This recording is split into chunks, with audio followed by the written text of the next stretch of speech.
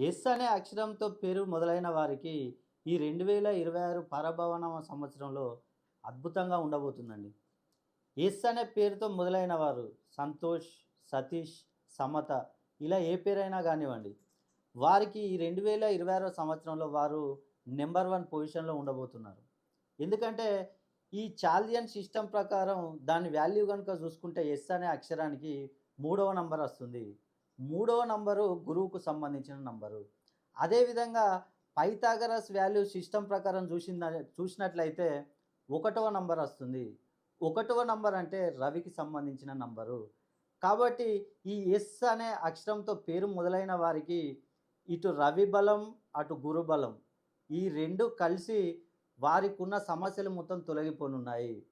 మీరు టాప్‌లో ఉండబోతున్నారు. మీకు ఏ సమస్య గానివ్వండి, వివాహ సమస్యలు, సంతాన సమస్యలు, విదేశీ ప్రయాణాలు, రుణ బాధలు ఇలా ఏ సమస్య అయినా తీసుకోండి. మీకు అన్ని సమస్యలు తొలగిపోనున్నాయి. మీ పేరు గనక ఎస్ అనే అక్షరంతో మొదలై మీకు గనుక ఏమైనా సమస్యలు ఉన్నట్లయితే ఒక్కసారి నన్ను సంప్రదించండి.